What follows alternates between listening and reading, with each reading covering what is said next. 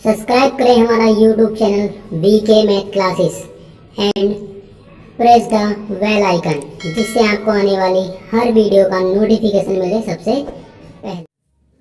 Hello friends, स्वागत है आपका मेरे YouTube channel VK math class में। इस वीडियो में आपको बताऊंगा कक्षा 12 का सामान्य हिंदी का पेपर जो सन 2023 की परीक्षा में हुआ है। इस वीडियो में आपको इस पेपर में आने वाले सभी क्वेश्चनों के आंसर बता दूंगा। वीडियो को शुरू करने से पहले अगर आप मेरे चैनल पर नए हैं तो चैनल को सब्सक्राइब कर लें और बेल आइकन को प्रेस कर लें, जिससे आपको आने वाली हर वीडियो का नोटिफिकेशन मिल जाए सबसे पहले। अगर आप मैथ या समाजशास्त्र या अर्थशास्त्र 2023 की वीडियो देखना चाहते हैं तो उनका लिंक आपको डिस्क्रिप्शन बॉक्स में मिल जाएगा, या उनका लिंक आपको मैं आई बटन के रूप में प्रोवाइड करा दूंगा। तो यहाँ पर आप देख सकते हैं ये लिखा हुआ है 302 जे के। ये जो लिखा हुआ है जे के जेड के, ये एक संकेतांक है, वो हर पेपर का अलग अलग होता है और कॉपी के अंदर ये संकेतांक लिखना जरूरी होता है। और यहाँ पर आप देख सकते हैं यहाँ लिखा हुआ है सामान्य हिंदी 2023। समय आपका 3 घंटे 15 मिनट का है। यहाँ पर आपको कुछ निर्देश दिए हुए हैं, यहाँ आप पढ़ सकते हैं। इसमें खंड कै में आपको दिया हुआ है ये विकल्प है। पहला विकल्प था आपका विचार और वितर्क कि जो लेखक है वो कौन है, तो इसका जो सही आंसर है वो आपका है हजारी प्रसाद द्विवेदी। ऑप्शन नंबर 3 बिल्कुल सही है, हजारी प्रसाद द्विवेदी। अगला क्वेश्चन था हमारे पास अयोध्या सिंह उपाध्याय हरिओद की रचना है, तो इसका जो सही आंसर हो जाएगा वो हो जाएगा आपका ऑप्शन नंबर 2 ठेठ हिंदी का ठाट। क्वेश्चन नंबर गया था आपका नीड़ का निर्माण फिर रचना की विद्या है, तो आपको बताना है इसका सही आंसर क्या था। तो इसका जो आंसर है वो है आपका आत्मकथा। ऑप्शन नंबर 1 बिल्कुल सही है, आत्मकथा। नेक्स्ट क्वेश्चन था हरिशंकर परसाई का निबंध संग्रह है, तो इसका सही आंसर हो जाएगा आपका तब की बात और थी। क्वेश्चन नंबर 5 था हिंदी की प्रथम पत्रिका उद्दंत मारदंड के संपादक थे, तो इसका सही आंसर हो जाएगा आपका युगल किशोर शुक्ल। नेक्स्ट क्वेश्चन था क्वेश्चन नंबर 2 का पहला मैथिली शरण गुप्त की रचना है, उसका सही आंसर है आपका ऑप्शन नंबर 2 सिद्धराज।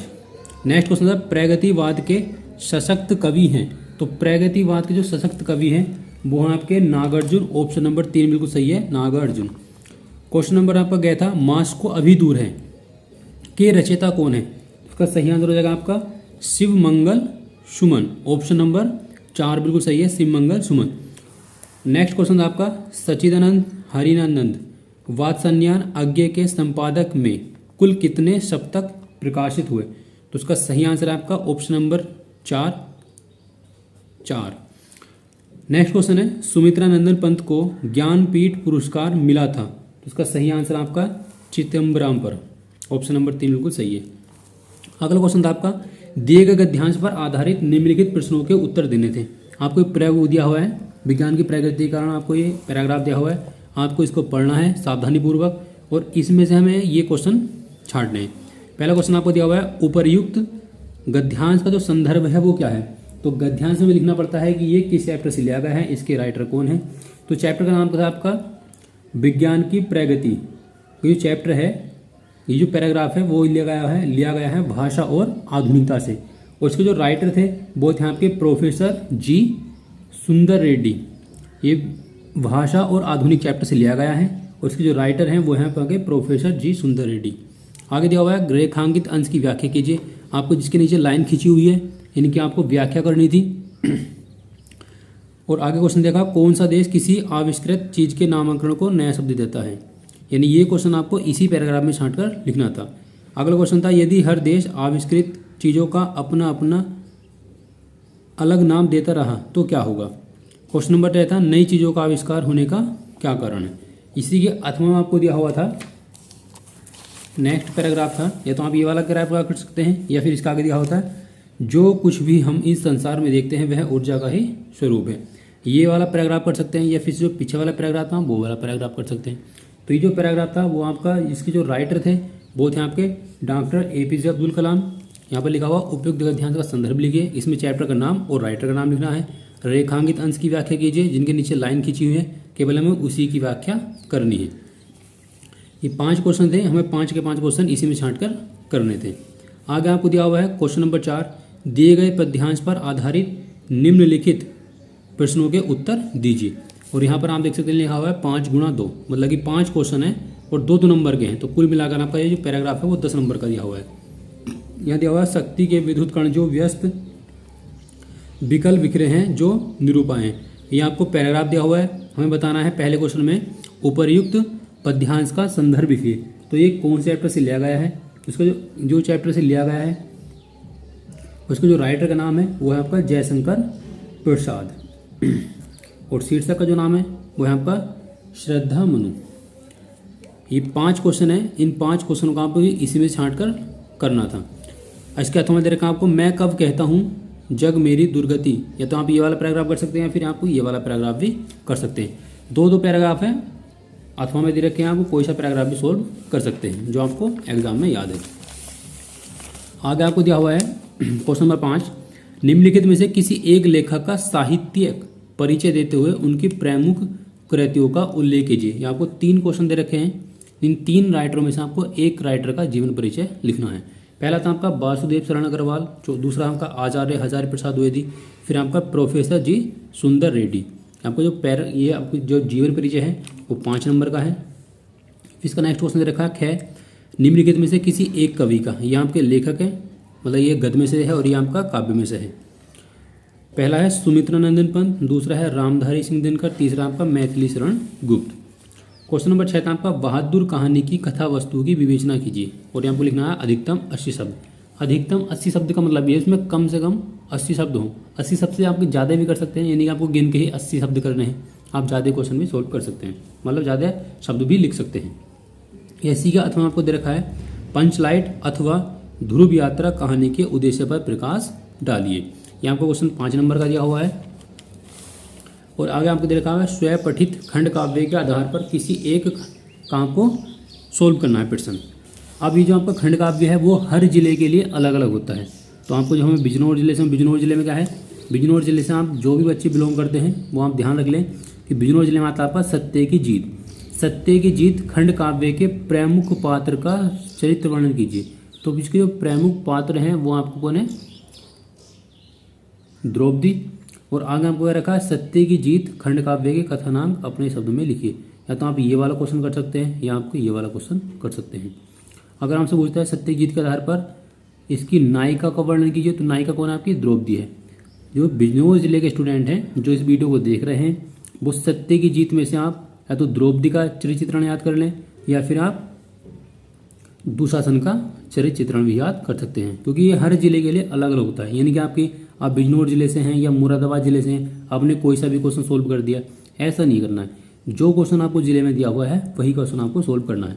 अगर आप किसी अदर जिले का या कोई और क्वेश्चन सोल्व कर देते हैं तो आपको नंबर बोर्ड की तरफ से नहीं दिए जाएंगे। इससे आगे क्वेश्चन दिया था आपका श्रवण कुमार खंड काव्य के, आपको ये रखा था, तो ये भी काम क्या है, खंड काव्य में से दिया हुआ है। आपको कुल मिला के 6-7 क्वेश्चन दिए हुए हैं, आपको करना केवल वही है जो आपके जिले में आता है।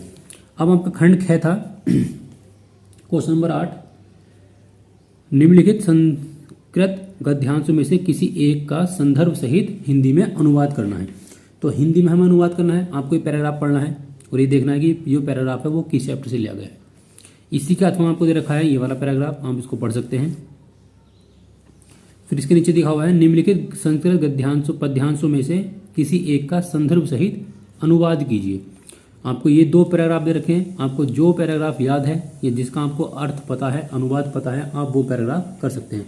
और जो साइंस साइड वाले बच्चे हैं उनका केवल संस्कृत वाले पोर्शन में से या भाग में से एक पैराग्राफ ये आएगा और एक पैराग्राफ ये आएगा। इसके अलावा और कोई भी क्वेश्चन संस्कृत से नहीं पूछे जाते।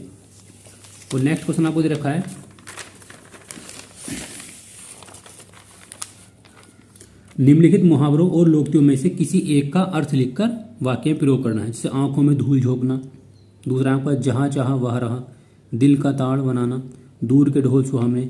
तो किसी एक का आपको अर्थ लिखना था और उसका फिर आपको वाक्य में प्रयोग करना था। जैसे कि धूल, आंखों में धूल झोंकना, धोखा देना, ये हो जाएगा आपका। आगे आपका निम्नलिखित शब्दों के संधि विच्छेद के सही विकल्प चुनने हैं। पहला क्वेश्चन आपका महेश्वर का संधि विच्छेद क्या है।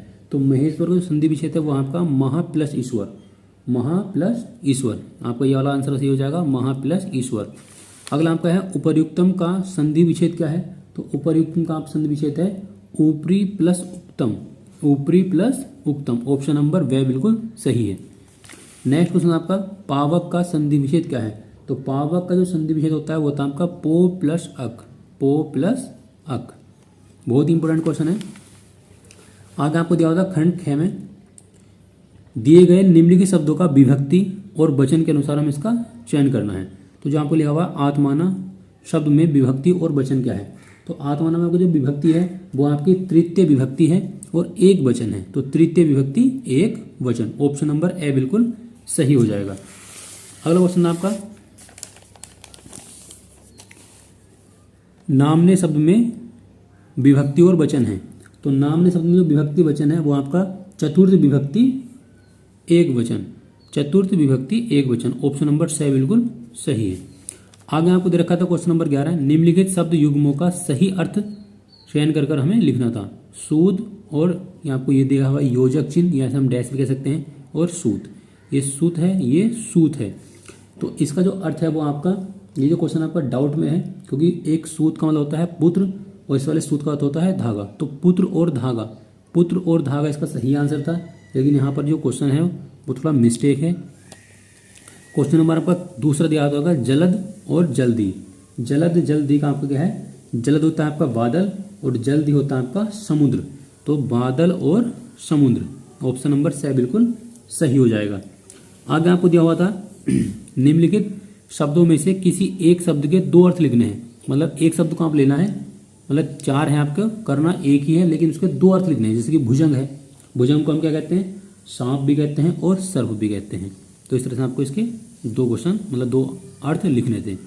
आगे क्वेश्चन आपको दिया होता है निम्नलिखित वाक्यांशों में किसी एक शब्द का प्रयोग, मतलब एक शब्द को हमें, यहाँ आपको एक वाक्य दिया हुआ है, इस वाक्य के लिए आपको एक शब्द का चयन करना है। जैसे कि आपको दिया हुआ है किए गए उपकार को न मानना, मतलब जो आपके उपकार को नहीं मानता उसे हम क्या बोलते हैं? कृतज्ञ बोलते हैं।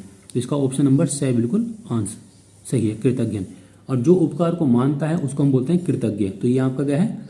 न मानने वाला, तो इसका ऑप्शन नंबर आपका सी बिल्कुल सही हो जाएगा, कृतज्ञ। नेक्स्ट था आपका बहुत कम बोलने वाला। तो बहुत कम बोलने वाला जो होता है वो आपको होता है मितभाषी, ऑप्शन नंबर बिल्कुल सही है, मितभाषी। आगे आपको दिया हुआ था निम्नलिखित में से किन्हीं दो वाक्यों को आपको शुद्ध करके दिखाना था। अब कौन कौन से वाक्य हैं? दो वाक्य आपको शुद्ध करने थे और यहाँ पे दो वाक्य 2 नंबर के थे। तुम तो कुर्सी पर बैठे हो, तो यहाँ आपको जाएगा तुम कुर्सी पर बैठे हो। इस सरोवर में अनेकों कमल खिले हैं, तो इस सरोवर में अनेक कमल खिले हैं। आपको 2 क्वेश्चन सोल्व करने थे, केवल 2 वाक्य को शुद्ध करना था और आपके 2 नंबर बिल्कुल एग्जाम में पक्के हैं। आगे आपको दिया होता है क्वेश्चन नंबर 12 करुण रस अथवा शांत रस का लक्षण सहित हमें उदाहरण देना था। या तो आपको करुण रस करना है या आपको करना है शांत रस। कोई सा एक रस लिखना है, उसका स्थायी भाव, उदाहरण सहित वगैरह हमें सब कुछ लिखना है। आगे आपको दिया हुआ है अनुप्रास अलंकार और रूपक अलंकार का लक्षण। तो आप अनुप्रास अलंकार कर सकते हैं या आप कर सकते हैं रूपक अलंकार। तो अनुप्रास अलंकार हम किसे कहते हैं? तो जहाँ जिस अलंकार में वर्णों की क्या होती है? पुनरावृत्ति होती है, वहां पर होता है आपका अनुप्रास अलंकार। जैसे कि रघुपति राघव राजा, ये आपका क्या है? अनुप्रास अलंकार है। चौपाई छंद या आप सोरठा छंद, दोनों में से केवल एक ही करना है। तो आप चौपाई छंद कर सकते हैं या आप कर सकते हैं सोरठा छंद, उसका हमें लक्षण लिखना है और उदाहरण लिखना है। आगे आपको दिया था क्वेश्चन नंबर 13 किसी दैनिक पत्र के संपादक के नाम, या कि आपको किसी न्यूज एडिटर के नाम एक लेटर लिखना है जिसमें शहर में फैली संक्रामक बीमारी के प्रति नगर स्वास्थ्य अधिकारी का ध्यान आकर्षित करना है। यहाँ आप इसका थोड़ा दे रखा है किसी बैंक के प्रबंधक को, आपको मैनेजर को व्यवसाय करने हेतु ऋण प्राप्ति के लिए एक आवेदन पत्र लिखना है। मान लो आप कोई बिजनेस करना चाहते हैं और उस बिजनेस के लिए आपको पैसे की जरूरत है। आप क्या कर रहे हैं? उस पैसे की जरूरत को पूरा करने के लिए एक बैंक प्रबंधक को एक पत्र लिखना है। आप किस प्रकार से बैंक से ऋण प्राप्त कर सकते हैं अपना व्यवसाय शुरू करने के लिए। आगे आपको क्वेश्चन दिया हुआ है क्वेश्चन नंबर 14 निम्नलिखित विषयों में से किसी एक पर अपनी भाषा शैली में निबंध लिखना है। आपको ये 4 क्वेश्चन दिए हुए हैं। कृषक जीवन की त्रासदी, अनियंत्रित भ्रष्टाचार, कारण और निवारण क्या क्या हो सकते हैं, महिला आरक्षण की सार्थकता, और आपका है बढ़ती जनसंख्या तथा रोजगार की समस्या। आपको ये 4 क्वेश्चन थे, इनमें से केवल आपको एक ही क्वेश्चन सोल्व करना था। तो आई होप कि आपको वीडियो अच्छी लगी होगी। वीडियो अच्छी लगी तो वीडियो को लाइक करें, शेयर करें और मेरे चैनल को सब्सक्राइब करें।